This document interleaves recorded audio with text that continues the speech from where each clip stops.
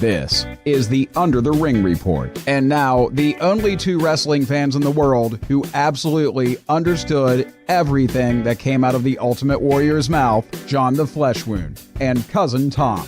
All right, wrestling fans, we are back 2019, the Under the Ring Report, and changed the world, Tom. 2019 changed the world. This has been a very eventful first 10 or so days of 2019 for wrestling. Yes, it has been, and that's the goal, is to change the world, and no better time to do it than now, I guess. I guess so. So I'm going to ask you first your thoughts. We heard lots of rumors about All In and also All Elite Wrestling and what might become All In too. So has anything surprised you so far? So far, I would say the biggest surprise, I would say, is the backers, okay. The Khan family. I didn't, I knew there was rumors, but, when you realize that they have more money than the McMahons. Mm-hmm. But they won't spend all that money. I mean, that's the one thing I think a lot of people are getting caught up in getting, they've got billions, but they're also smart businessmen. That's the other thing. Right. Well, and I like the fact that they got backers that have, I guess, the revenue to do some things, because the signings and the contracts that they're wanting to offer, you got to have somebody who can back up what you're promising to people. You know what I mean? Yeah, I know what you mean. My biggest concern was if they did go through with their own promotion, that it didn't turn into one of these deals where it's 5 people trying just a glorified indie. Yeah, I didn't want that. And I don't expect it to rival WWE. And in this day and age, it doesn't need to. I think it's going to serve its purpose, and the people who are looking for something different are going to, be drawn to it. And I think that's a good thing. Well, and the sad thing is WWE, their loyalists come out in droves when anything new comes out there, and the other side gets really excited about what's going on. Because, I've seen so many people, well, they're not going to do this. And you've got both sides that are kind of over-exaggerating what's going to happen. I've got one side saying, they're going to take down WWE. And, the other side is, they're worse than TNA, or they're worse than Impact and stuff. And, the problem of it is that everybody needs to kind of chill the hell out. You can like WWE, and that doesn't mean that you're crazy because you don't like All Elite Wrestling. Right. That's the same way, like, if I like vanilla ice cream, you might like chocolate. That doesn't mean that something's wrong with me. And I think, that's the sad part with a lot of wrestling fans. We should all just be happy that there's more wrestling fans. What people don't realize, and that you and I, who grew up in the Monday Night Wars era and enjoyed all of that, there was a lot of people that didn't like WWE or didn't like WCW. Didn't matter, because there were more wrestling fans at that time because each side brought in a different type of audience for wrestling. And I think this is the same thing here. WWE caters to a younger audience. It's a given right now. It's where the money's at. We know that. And a lot of those fans are older who like those wrestling. They watch Ring of Honor, New Japan, Impact, all these other things. And I think this, if they can get themselves a really nice TV deal, might be the thing that pulls all these fans into one area. You know what I mean? No, I know exactly what you mean. And, the Monday Night Wars, I watched probably more WCW than WWE. Same here. But I flipped back and forth. I recorded one, watched the other, or vice versa. If there was something that didn't catch my interest, I flipped over to the other one. Yeah. And that's just how it went for pretty much everybody. There, you had a few that were hardcore one way or the other, but it was more fun to go back and forth and see what each person was doing. With this, exactly what you're saying, I'm a type of guy, the really super hardcore indie stuff, I'm not into. That's not my thing. No. The light bulbs and all that garbage, that completely turns me off. Is there a place for it? Yes. There's a market for it? Yes. Do I think it shouldn't exist? No. It's just not my thing. It's just like Jim Cornette. You show him a clip of 3 backflips in a ring, and he's going to blow his top. Everyone has their own opinion on what makes a good match. Yep. That doesn't mean we all can't still enjoy everything across the spectrum. Well, we're not supposed to like the same stuff. That's also what makes everybody unique. Yeah. Well, I hope, same thing that you do, that they get a good TV deal, because, Impact just went to the Pursuit channel. I just looked this evening. I actually do get Pursuit. I have direct I was sad to hear that they're switching, mainly because they're really starting to put something together there. But unfortunately, the name Impact still has that stigma from the Dixie Carter days. Yeah, A little bit of a stink to it. But that being said, going to that small of a market channel that a lot of people don't have or never heard of. But they will have Twitch because they're going to do this. They're going to simulcast on Twitch. Well, and I'm thinking that maybe at some point that this is just a time killer until something else opens up for another channel. But going back to All Elite Wrestling, you definitely don't want to get buried somewhere if you're going to get a TV deal. No. So the more eyes, the better. You already know you have how many hundreds of thousands of YouTube subscribers to their channel. They're going to follow them wherever. Well, and having a guy like Jericho puts a lot more eyes on your product, because we don't know anything about what's going to happen. We know a handful of wrestlers, and we know the pay-per-view's coming up in May in Las Vegas. That's all we know right now. And I mean, it's funny to see all these people, saying this is going to happen, this and I mean, we won't know anything. I go back to the rumor mill. When the rumor mill was swirling, when it first leaked that they had filed trademarks for All Elite Wrestling. Yeah. Back then, they had linked Jericho's name, JR's name, and I can't remember who else, but those two in particular, I remember Jim Ross and Chris Jericho were linked. The rumor mill was that they were potential backers, that they were going to back the company, not be talent with the company. Yeah. So I always like how when the rumor mills are going, there might be a little snippet of truth in there. Gotcha. But then when it actually comes out, there's more to it than, everyone's, it's just a giant guessing game, and everyone's trying to. Oh, yeah. And I mean, we're not going to find out anything about the TV deal till they secure it, because from what people have said, it's not a done deal yet. The biggest thing most people, I think Meltzer and a few other guys have floated out there, is that it could be TNT, which would be very interesting if they're getting back into the wrestling business, because there's a lot of fans out there that remember watching WCW over there. So so that would be a nice home, and it just depends who's willing to take a chance. If it's on Tuesday nights, like everybody is saying, that would be great, because SmackDown will be moving to Friday nights when it moves over to Fox. So that leaves a void where you've got a ton of fans who are already used to watching wrestling on Tuesday night. I have an 85-year-old grandfather that he doesn't care what night of the week it is. If wrestling's on, his television is going to be tuned to wrestling. It doesn't matter. There you go. He watches everything. And there are a lot of people like that. You sit down, you want to relax. You don't want the politics crap. You don't want to hear all the other nonsense in the world. Find you a good wrestling show. Sit back and relax and take it easy. I mean, there's nothing better than that. Yeah. Well, because, as we talk, they're still up in the air, what's going to happen with Kenny Omega. And I imagine here, as we get closer to the end of the month, we're going to find out exactly if he makes the jump. And I'm going to think that if they have the backing right now with the money, Kenny's going to make the jump. You know what I mean? If Jericho made the jump, I'm going to bet that Kenny's not far behind. Because I could see one thing if it was just Cody and Matt just trying to come up with something and just say, hey, we'll self-fund it. And if I'm Kenny Omega, I'd back out, say no thanks. But if you've got the kind of backing from the Khan family, they're going to be able to give the money that needs to be put out there to get some good talent out there. I read the day about the Jericho signing. He was still talking to WWE, but with signing with them, All Elite, he's still able to do the New Japan stuff and his cruise. Yeah. And that's all stuff they dropped the ball, because he wanted NXT for his cruise, and they told him no. Isn't that funny to think, though? If they had said yes, we probably never would have any of this stuff with Chris Jericho. Because, I know. 2018 was pretty much the year of Chris Jericho. Pretty much, and that was the one surprise when I got to see the press conference. I didn't expect it. I was in the back of my mind like, oh, it'd be really cool, but I didn't. Well, him and Pac, I was kind of surprised to see him. Well, for those, Neville and WWE, but those were the two big surprises. Jericho not as much, but Pac, I hadn't heard anything, and when he showed up, that puts it out there, because you know what? There's a lot of top talent out there who may have contracts coming up very soon, and it'll be interesting to see what happens. And the other thing is going to be what type of effect this has on those mid-card talent at WWE. The guys that are trying really hard to get over, and everything they do, maybe in NXT they were big and they get to the main roster and there's nothing for them. Or Gallows and Anderson, who've talked about how they like the ability to stay home, because they've got young families and all that. Does something like that entice them where they could be higher up on the card than being lost and not on TV for months on end. Well, I like all that.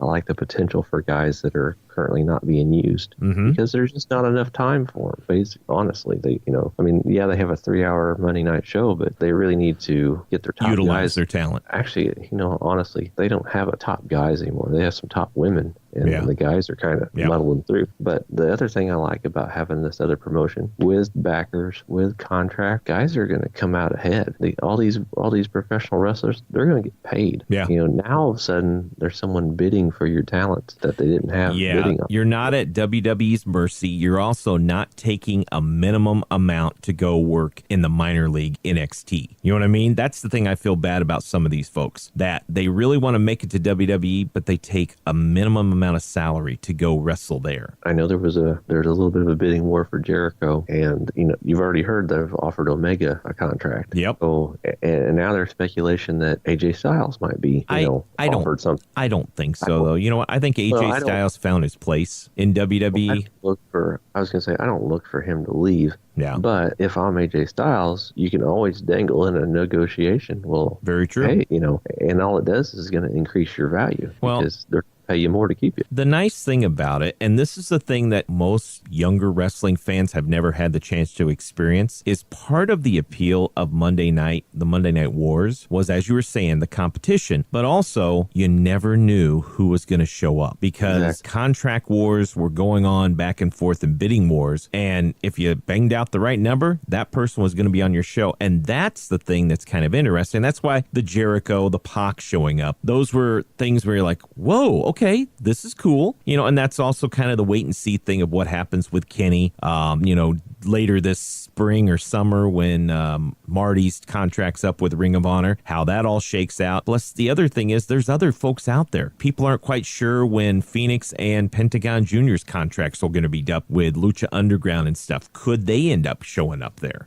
There's a lot of top talent out there that could make its way to Elite Wrestling if they're ready. But the main thing, too, is that I guess we really have to look forward to Double or Nothing coming up in May. And what's your thoughts? What's your thoughts on the follow-up to All In kind of happening so soon? And to me, it feels like I get the point that it's going to be a Kickstarter for the Federation, but I also feel it's just a really quick turnaround to me. Yeah, well, I agree with you there. There was such anticipation for All In. We had the entire summer just chomping at the bit, like couldn't wait to get there.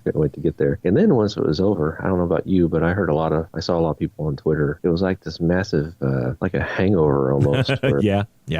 You had so much enjoyment for one weekend, and then you spent so much time looking forward to it that when it was over, it was just like, oh man, that's kind of depressing. Well, now what? Now what do we do? And so when I heard them start talking about or hinting about another show, I got excited. But then I saw the StarCast 2 graphic on Twitter, and I thought, oh, here we go again. But I'm like you, my bank account has yet to recover from the first one 6 months ago. Yeah. So yeah, it feels quick. I hope they don't rush it. Granted, I know it's still 3-4 months away, which in the wrestling business, that's a lot of time. They get pay-per-views monthly anymore. I hope it does well. I hope it exceeds All In. To be honest with you, I just want to see it take off. I don't know that I'm ready. No, and that's the thing. I mean, the other thing to me is I think the biggest draw when All In was first announced, was for me, and I imagine for you too, is that we knew the Bucks, Cody, Marty, Kenny, all were going to be there. And the draw and the main reason that we made sure to get tickets is that we had never had a chance to see them wrestle live. You know what I mean? So that was the main draw to me. And I mean, the Okadas and all these guys who came later had no idea. I mean, we didn't know anything when tickets went on sale, but we knew that the Elite was going to be there. And that was the main reason we really wanted to be there. Plus, it was close, So that to me is part of the thing, too, that I look at this. And the folks who didn't get a chance to go, I hope you enjoy it. I hope it's fun. But that's the reason why I'll just pass because, 3 months ago, I got to see everyone. And I know I'm probably not going to see another Okada there and some of these guys showing up from New Japan. So to me, I got to see what I really wanted to see at that period. So I'm not too fired up to go see him again so soon. I guess that's the other thing to me. Yeah, and I don't want to make it sound like I'm not excited for it. I am excited for Oh, it. I'll watch it. Don't get me wrong, but I'm just not going to spend the money to travel to Vegas and do the whole thing again. I mean, to me, that's the one thing right there is, 3 months ago, we had a blast. It was awesome. And I'm not ready to do that again, just because I've seen those guys. Yeah, if it's a drivable distance, I would make an exception, but I'm not ready to board a plane and fly across the country. And those that did for All In, my hat's off to you, because you guys are hardcore. Oh, hell yeah. And, there'll be a ton of folks out there and hopefully they've learned a lot of lessons about how to do StarCast a little better, a little more organized for folks. And the same with All In. Double or Nothing, they'll have more folks working with them, better idea of what they can come get into this time. And hopefully after that, we'll have a better idea of what this whole wrestling company is going to be about and who's more involved with it too. So, and it'll be interesting to see how ticket sales go. I'm curious to see what their first belt looks like. That too. So there's a lot of what ifs and what could happens. And it'll be interesting now. Truthfully, right now I'm kind of giddy to see where this goes. I will actually say, though, I'm not quite as excited as I was last year. And I don't know why, but I'm interested, but I don't have that same level of anticipation and excitement that I had last year. Last year was a first, to say it's the first time. And there's a certain, when it's a first time ever event, and you're going to go, there's a certain exhilaration that you get, because we're making history. Yeah. And so a little bit of that is down. That doesn't mean it still won't be exciting, but that exhilaration just isn't quite there like it was. No. Which and that's normal. That's like as you get older at Christmas time, as a kid, that's all you wait for is Christmas. And then as you get a little older, it's like, oh, this is starting to feel a little strange. So it happens. It'd be like attending your first WrestleMania.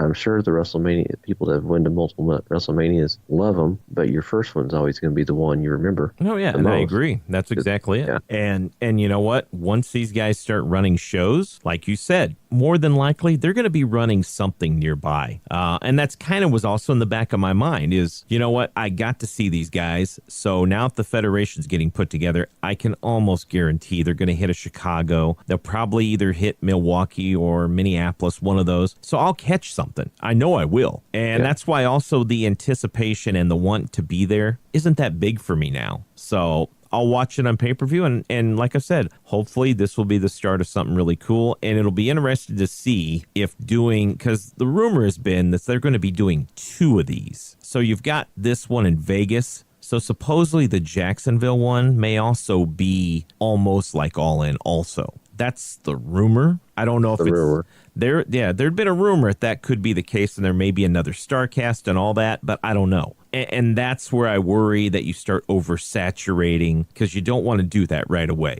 You want to make sure that it's still got that special feeling for people and doesn't start feeling like you're just trying to fleece them. Yeah. Well, and who knows? They may pull a rabbit out of their hat and then make an announcement that they are working with another company, or who knows? You just don't know. So nope. I'm very interested. I will be following closely as what's going on, because it's exciting. I like something new on the horizon, especially when you're fans like us who are tired of the formula that WWE's been shoving down our throats. All right. The other thing, too, we talked about a lot of things going on.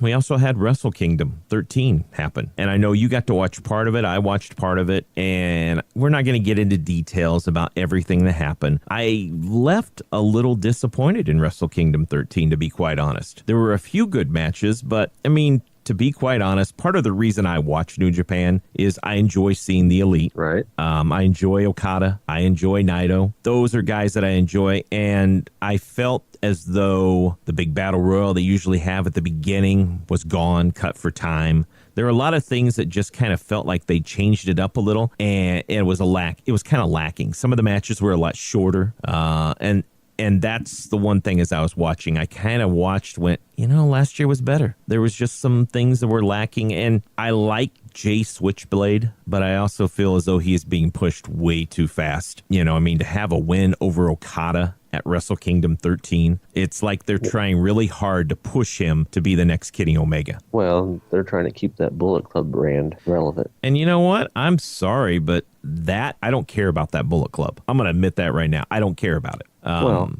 Because Bullet Club, well, everybody knows how it started, was thin. Yeah. It exploded with AJ Styles and then Kenny Omega and the current elite. That's what made Bullet Club Bullet Club. Yeah, and you're right. That's when all the shirts took over. Every time you watched a WWE pay-per-view, there was Bullet Club shirts everywhere. Yep. And so I wasn't surprised he beat Okada because I figured that they were going to try and push, since they've been pushing him as the new leader of the Bullet Club, because they know everybody's leaving. But and look how much money Bullet Club has made in New Japan. Oh yeah, tons of money. So they're not going to let that die without some. I watched it. I didn't watch all of it. I watched the matches that I wanted to see. I watched the Omega match, the Ibushi match, and Jericho and Naito. Yep. Yeah, the Jericho and Naito match. And I'm like you, I thought last year's was better, but I think last year had a little more hype with Jericho being in New Japan for the first time. Mm-hmm. I think that might have been part of the reason why it was a little more anticipated, at least for me. Yeah. But, well, it could also have been the case, too, that, you had some of the biggest stars of New Japan leaving, and a lot of their matches felt like just an afterthought. You know what I mean? Yeah. You got Marty, who was part of a big, four-way match last year. Is him and Hangman are in the prelim match, and, for qualifying, and they're in and out. And so it's it kind of felt like, considering they all lost, they were just kind of afterthoughts. Let's just hurry up and get this done with and move on. That's kind of how I felt, unfortunately. The one thing that just kind of stuck in me the whole time, though, Tanahashi winning. The guy needs to move on. He just keeps hanging on, and let the new era of Japan come in and just step aside, dude. Let the Okadas and the Naitos have their time. You've been there already. And that match to me was not one of Kenny's better matches, and it wasn't his fault. It's just the style that Tanahashi wrestles, and together they didn't gel as much for me. I found that match really boring to me, to be quite honest. Well, and I thought that match went about 20 minutes too long. That too. So, yeah. It's like, okay, you just jumped from the top rope, and now you got up and you ran right back over and you jumped from the top rope again. And then you got up and you ran over and you jumped from the top rope again. No, it was Wrestle Kingdom 13 just kind of left me going, whatever. Yeah. So I don't know. Don't get me wrong. The Jericho Naito match, they beat the living crap out of each other. I don't know if you saw that picture of him after the match. Oh, yeah. Yeah, I saw his Instagram missing part of his hair. Where he got pile drived on the stage. It's like, man alive. And then the Will Ospreay Ibushi match was crazy, which those two are going to do stupid stuff. Those are my big takeaways from it. And I agree with you. I have a 12-year-old who said, Kenny Omega, he's overrated. Oh, God. And I started laughing. I'm like, he's not overrated. No. And, but you know what, though, too? If Elite Wrestling gets a local TV deal, he'll have a chance to appreciate who Kenny Omega really is. Well, his whole point was, and I understand where he's coming from, he's watching, he doesn't watch a lot of New Japan. I do, but he doesn't. But he'll watch a few matches. And he's like, when he does his knee strike, V-trigger, yeah. He's like, he's done that like 6 times. How many times is he going to do that? And I said, well, I don't hear you complaining when Roman Reigns does Superman punch 12 times in a match. So, everyone's got their opinions. Yep. And that goes back to what we were talking about earlier. Yep. It's all part of it. But like I said, I think the main problem, though, is why it fell flat. And even the New Year's Dash the next day was very flat, is the uncertainty of what's going to happen. Kenny going to resign? Kenny going to not? Are they going to end up working with All Elite? So I think that had a lot of them kind of scrambling and trying to decide what to do. But hopefully things will pick up for him down the line, and it'll be better, because if Jericho is able to go back, I want to see him wrestle Okada. I want to see him wrestle Tanahashi. Those are matches that never thought was possible at one time. So hopefully that'll happen. I hope so, because I know they're going to start touring the States next year, and I'd really like to hear that some names are coming and not just the Young Lions dojo.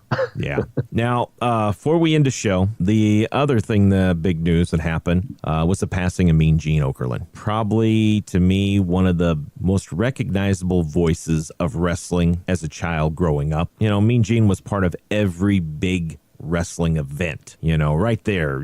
He had the mic in there and he was helping those guys out, bringing them along. And Mean Gene was probably the ultimate on-air promoter for wrestlers, if you ask me. Yeah, he's thinking back with his career. He started the AWA. Yep. Was Gagne, and started then Jesse Ventura, Hulk Hogan, all those guys before they went to work for Vince McMahon. He was with them. Yep. And when the 80s boom happened, anytime you watched WWF, as it was back then, he was the guy in the locker room.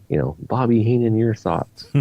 Hulk Hogan, your thoughts. Vince, back to you. But always the total straight man, but always quick wit, never missed a step. And, from all the way back to the AWA, and then the most famous heel turn in professional wrestling, Hulk Hogan, the NWO, who's in the ring? Mean Gene Okerlund. Gene. Yeah, I mean, he was probably one of the main reasons that a lot of people our age ended up watching WCW, because we grew up with Mean Gene. When it was wrestling, there was Mean Gene, and he had the scoop. He knew what was going on, and he also made things even larger than they already were. Because when he got up there and all right, Bobby the Brain, tell me why you're going to beat whoever the hell up. And he just played it out, set it out there for him, and he would guide these guys on their vocal journey, telling the fans out there what they were going to do. And he was the perfect guy to lead them right to where they needed to be, from point A to point B. Think how many times you saw him. I know Hogan is synonymous with Mean Gene in his interviews. Yeah. But think about Andre the Giant, all the years of the interviews you saw with Andre the Giant. There's that famous one where Andre holds his hand up to his face and Gene puts his jacket on to show you how big Andre is. Mm-hmm. But then later on, when Bobby is the mouthpiece for Andre, Gene's the one asking, why are you doing this? What do you say about Ted DiBiase buying the championship? And all that. That's all Mean Gene. Just like you said, leading them through it. Because Andre wasn't no. Those guys needed Mean Gene. Yeah, but Mean Gene was the guy. In the same way, I listened to Xbox podcast, and he even commented. He said, everyone knows I wasn't a talker, and Mean Gene saved my butt more than once. Yeah. Yeah, and that's it. I mean, there's been no one who has done the job that he's done. You know what I mean? We always think about greatest announcers of all time, with Bobby the Brain and all these guys. But when it comes to interviewers, there's no one. I mean, WWE has tried to recreate what Mean Gene had. No one has that. That's why they script their promos so much, because they don't have someone who can say, all right, kid, follow my lead and I'll bring you wherever you need to be. And Mean Gene had that ability. It didn't matter how terrible you were doing an interview. Most of those guys came out smelling like a rose, because he knew where to take them. And that is something I think that wrestling is missing a lot of, is that ability to take some young green kid and, with the right interview, boom, it could all click and he could be the star. I mean, you think about those Ultimate Warrior promos with him. Holy shit. Nobody knew what he was talking about, including the Ultimate Warrior. Yeah, but you know what? Mean Gene made him work, because you could see the expressions on his face as he was sitting there, like the same expression that you would be having, like, what in the hell's this guy talking about? And he had that same look. So you got this idea that the Warrior was this crazy man out there and had you just talking gibberish, and then Mean Gene would just clean it all up and bring her to an end and move on to the next thing. But we don't have those type of people now, and hopefully people will appreciate how much of an impact that Mean Gene Okerlund had on professional wrestling. And you know what? We were all really lucky that we got to experience him, and he made everything a little better. Yeah, the best thing you could say about him was he was the consummate professional. There you go. All right. Well, like I said, it's been a busy start to 2019, Tom. And it has. Yeah. It has, and we've got a takeover coming up and a Royal Rumble for people that are interested. I mean, and we're not even into February yet. And then we'll be hitting that road to WrestleMania. So we will be back in a couple weeks. Thanks a lot, everyone, for joining us, as always, here on the Under the Ring Report. And make sure to follow us on Twitter at UTRR Podcast. Hello, wrestling fans. This is the Honky Tonk Man, the greatest WWF Intercontinental Champion of all time. And you're listening to Under the Ring Report. Follow the Under the Ring Report on Twitter at UTRR Podcast. You can subscribe to the Under the Ring Report on iTunes, Google Play, and Stitcher, or visit undertheringreport.com. Thanks for listening to the Under the Ring Report.